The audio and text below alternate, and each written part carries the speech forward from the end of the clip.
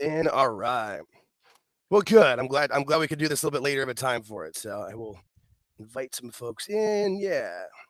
Speak, sure. Before you're even starting, I'm gonna give my 2 shout-outs that I have. Please, by all means. I got my shout-out for the Arkansas Razorbacks who made it to their Sweet 16. Nice. In the tournament. And my second shout-out is to Mike up in Alaska. He knows who he is. Oh, I know Mike. Yep. And that's where I wanted to start. Alaskan Mike. We call him Alaskan Mike. Is that the best way to call him? Yeah. I don't know what you call him. I think Mike's got a few aliases. I don't know who he is. Well, I know he's got a few aliases, but I mean, hey, we won't call anybody out in this one. We won't put anybody on blast. But he was going through a bit of a rough time there, and I wanted to make sure I said something to him. So. Yeah, I know he's got medical issues, and he seems like a really good dude. So. All right. So, yeah, I mean, it's a little bit later of a start time. Next week, we'll be back to normal time. I'm going to a concert next week, but I don't have to go till after we'll do the spaces, so we'll be fine. Who are you seeing? It's a band called Refused. Not that many people know they're a Swedish metal band that came out in the late 90s and then broke up and formed back together a few years ago. I don't like much hardcore music, but I like these guys a lot. Actually, if I was ever going to have a wrestling entrance theme, it would be one of their songs. I know Refused. Nice. I usually there's at least one. Actually, if I was ever going to have a wrestling entrance theme, it would be one of their songs. I know Refused. Nice. I usually there's at least one or two that does. Yeah, they're doing their last tour ever of the States. They're coming through Phoenix a week from today, so I'm real excited. I've seen them twice, but only at music festivals, so it'd be nice to see them in like an actual venue.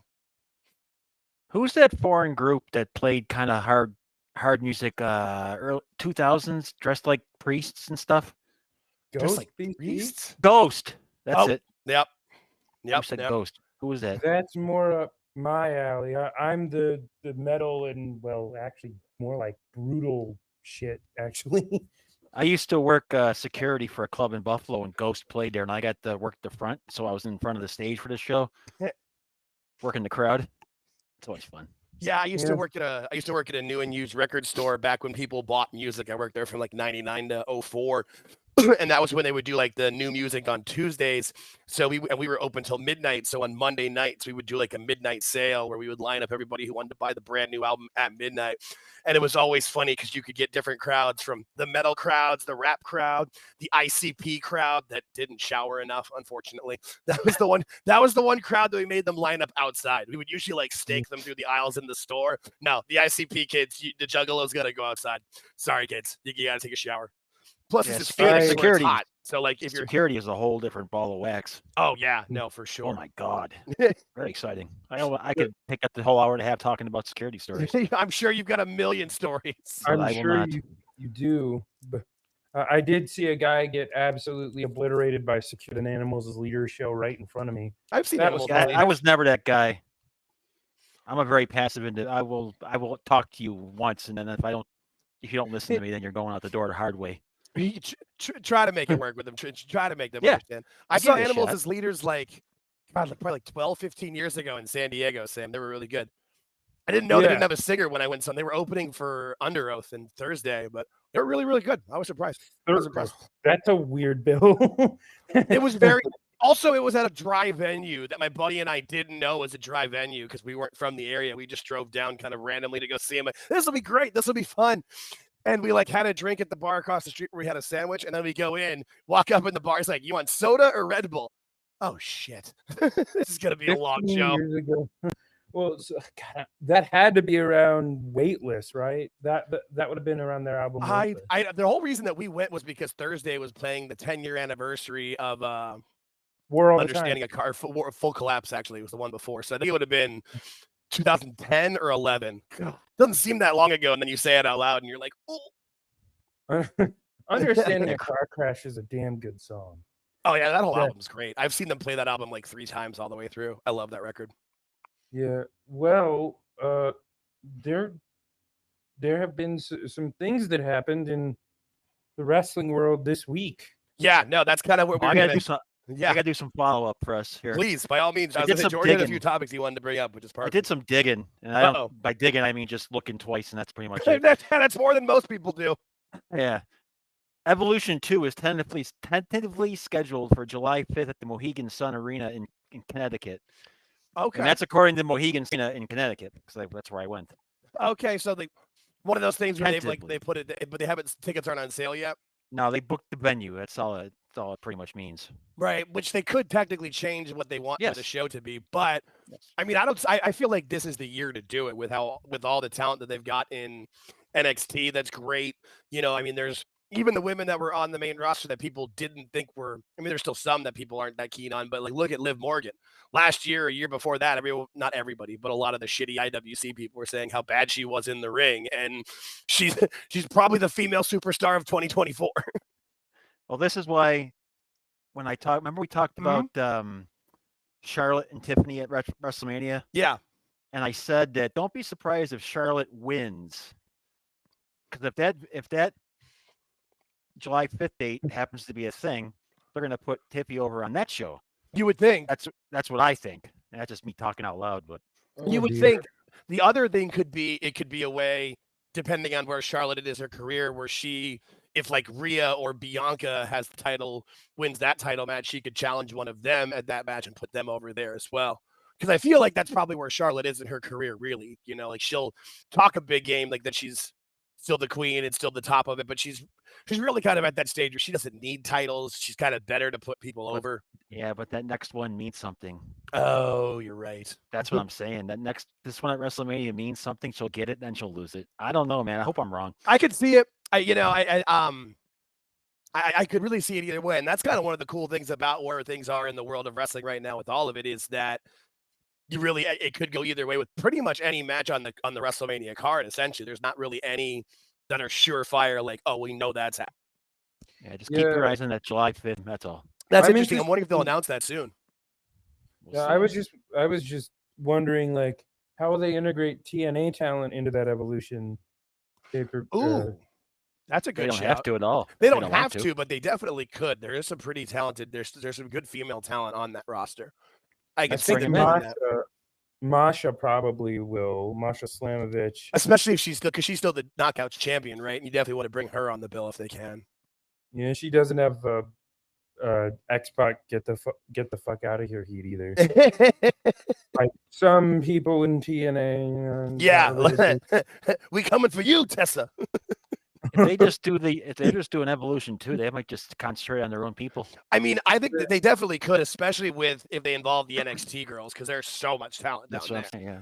That's what they're gonna do. And you're even talking a few months from now, and really a lot of that talent, like literally you can watch them grow from maybe not week to week or show to show, but like I know from when I started really watching NXT in October to where some of the people are, let's say like December, and then now it's leaps and bounds. I mean, there's girls that you thought were like, okay, they could have the talent, they're good, and then you're like, oh no, she can go up on the main roster, she'll be fine.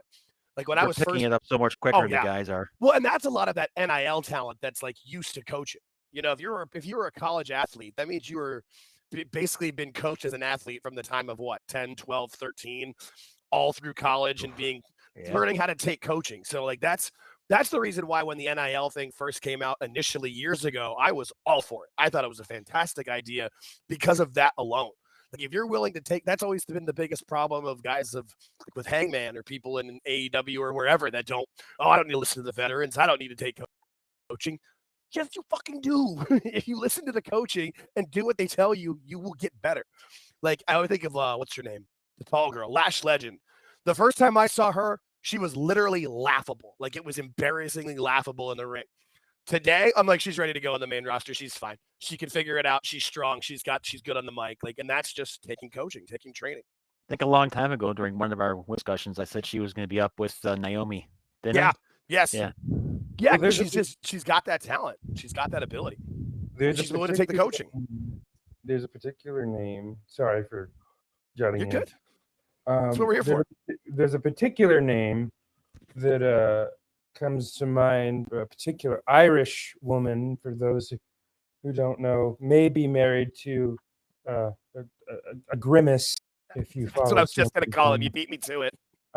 But I have a feeling that might be the time we bring Becky back and we take the belt off of Lyra and then move into SummerSlam with a Becky and Lyra feud for that mid-card title.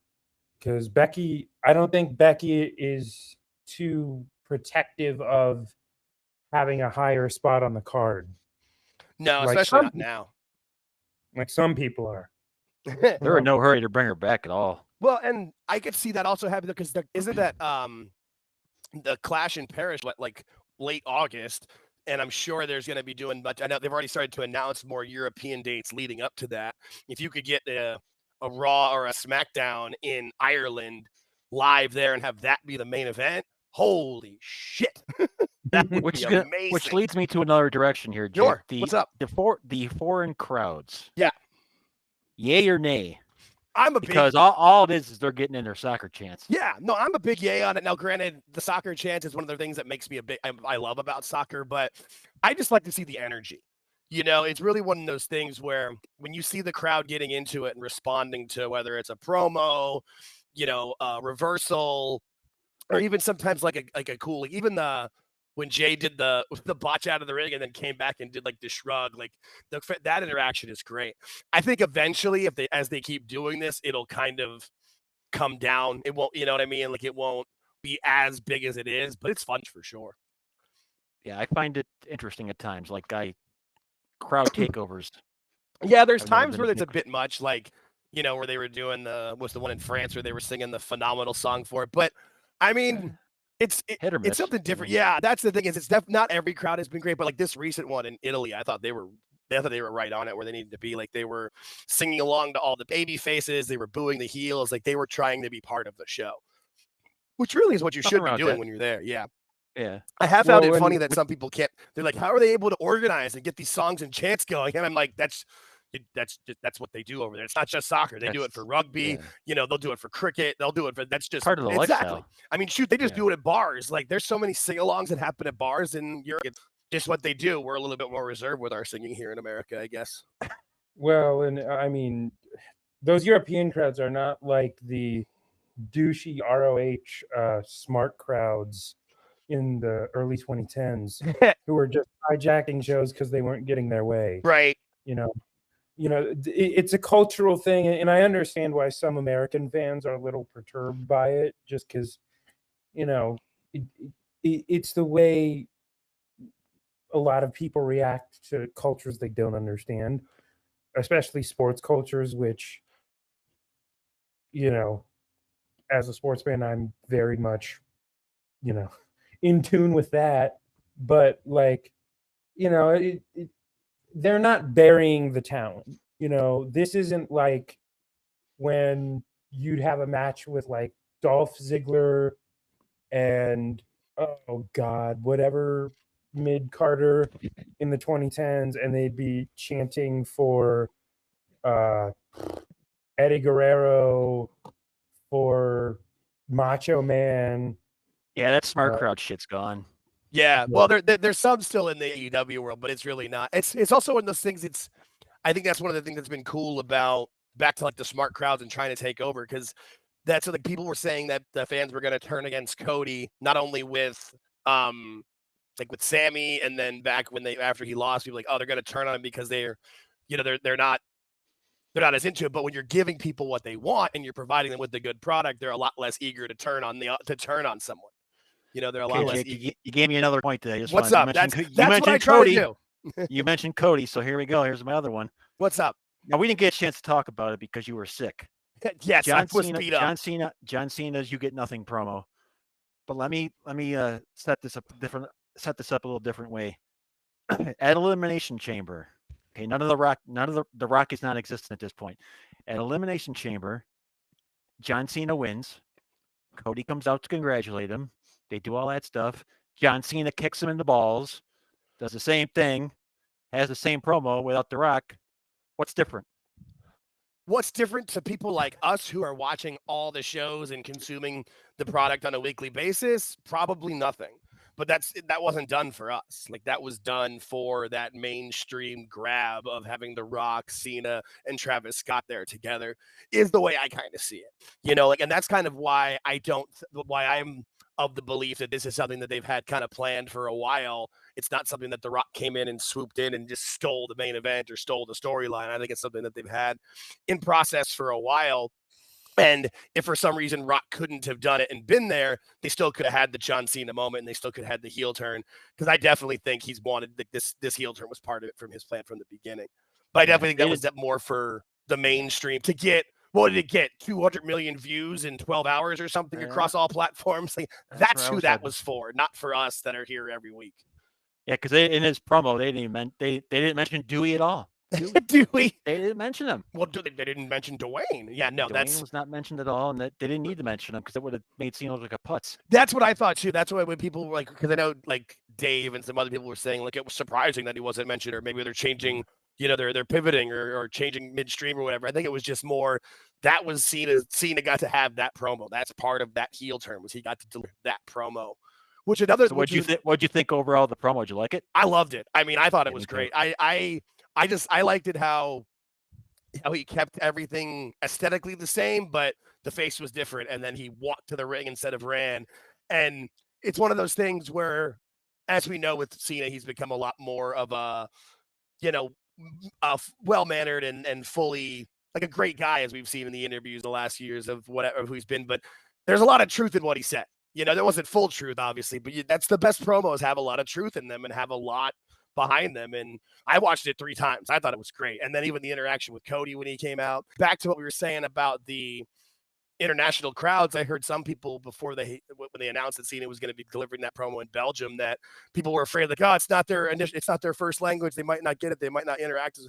I don't think you could have had a better crowd. They booed Cena from note 1 of the music. They sang every line of Cody's song. I mean, in Belgium, they learn English at like starting in kindergarten or first grade. I feel like most Belgians probably speak better English than we do. I know he called that poor 8-year-old kid toxic. Oh, you mean Mini Walter? That kid was that was awesome. Poor kid, to look on his face like, oh shit. I hope that somebody I hope they gave him some merch or something afterwards.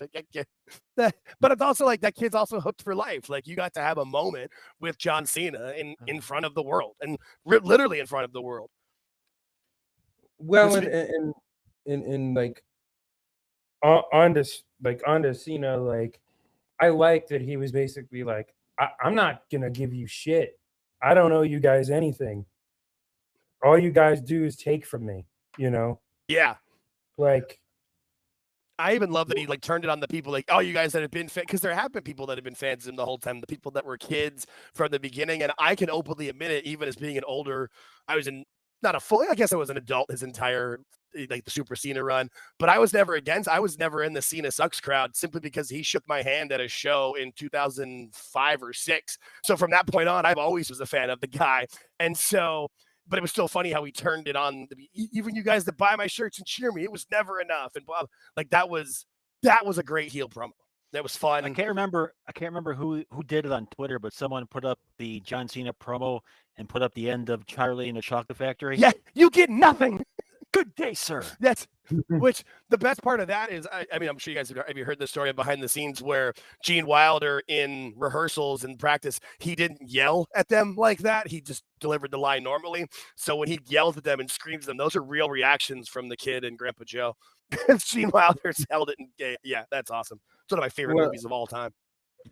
Well, and if that's the direction like they want to go with Cena's character, and I realize that like the IWC is, very clinical and fairly, we tend to overanalyze things just a bit, which is why I've stayed out of most conversations about this, because in the case of this, I kind of want to wait and see, just because we had to wait a week after it happened. Just 2 weeks. 2 weeks. Well, and the thing is too, but that's a good point, because that's that part of like having patience. I'm happy to have the conversation like we are here, where we're talking about what happened, talking about what could happen. The problem is that most of the conversations that you get into with people, because they have no damn patience and they're always just looking to complain, they're telling you what's gonna happen like it's for sure. When people talk like, oh, well, he's just gonna turn babyface, at Backlash or at SummerSlam, or he'll turn babyface at the end. Maybe. Like, or maybe he has the last show in Boston and he still is a heel, but because it's Boston and Bostonians, my father was from Boston. I love Boston, but let's be real, doesn't have the best reputation as a town sometimes. Like they could embrace the heel and have it fun, end it as a heel. Like we don't know. I think that's my biggest people's complaints of it is they're talking about what they think is going to happen and what's for sure going to happen. And like, well, it could happen. We don't know. Let's let it play out. Give it at least a minute or two. Yeah, you got to give it some time. Yeah. But you know it's got to come to an end because you stop it at the end of the year. I told you about that earlier. I'm like, that's my only problem. Yeah, but there's kind of a time limit on it. Either way, there's a time limit. End of the year. Unless he becomes a complete douchebag heel and he's lying to us. He could be lying to us. Who knows? Is that a hand up? Is that Chris? Speak, Chris. I let everybody who wants to come in and speak. By all means, buddy. How you doing? No, I didn't want to interrupt you. I didn't want to interrupt Appreciate you guys. You. So good to hear from you, man. Good to hear from you guys. So here's the bigger question with Cena. Like, what do you do with him going forward? Because I'm guessing they have plans like, well, Randy Orton has to happen. Right. And then maybe a CM Punk. Like, does Braun Breaker get a chance? Did Jacob Fatu? Like, I know when me and Kevin Apollo talked about it, he's like, well, Cena's a made guy, so he's not going to do all these jobs. But if this is sort of his last hurrah, if you want to sort of make that next guy, how big is it getting like a Jacob Fatu and Braun Breaker? And they go, okay, look, this is the new generation. These are the next stars. Because all of a sudden you're looking going, crap, Cody, Punk, Cena, Mysterio, they could be gone in 2 years. You need to actually get somebody who's ready to be that next big baby face. Yeah, no, and that's a good point because do you want to do more of the? And you're right though. You've got to have a random, even if they do short feuds. There's got to be something with Orton and Punk just for the nostalgia of it, and for the people that are young now that didn't get to see them wrestle live, like they deserve to watch that happen once. But I'm kind of more with you in the sense that I would like to see him go up against Breaker, Fatu, people that are kind of on that rise and that will be the main eventers of WrestleManias coming up for like 44 and beyond. Suppose heel Cena goes against those guys and goes into this little losing streak as a heel. Like he loses the Braun Breaker, he loses the Jacob Fatu. As a heel, he's losing to these guys, like a little mini losing streak after he wins the title. One of those things. I mean, I can see it happen. I'm still not convinced he's going to win the title from Cody at Mania. But I think that's because I convinced myself he was going to win Money in the Bank, but that was before he turned heel. So really, that's going to be a really interesting move of what they do. If they put the title on him, it does kind of make it at least a little bit easier where he can kind of maybe have matches against someone like a Breaker or, Fatu or whoever, and then still keep the title but lose the match, if that makes sense. Where he goes over but they get over. But when we fantasy booked it, that's the thing though. I like when I fantasy book and talk about things, I'm cool if what I say doesn't happen. Like, great, awesome. Like I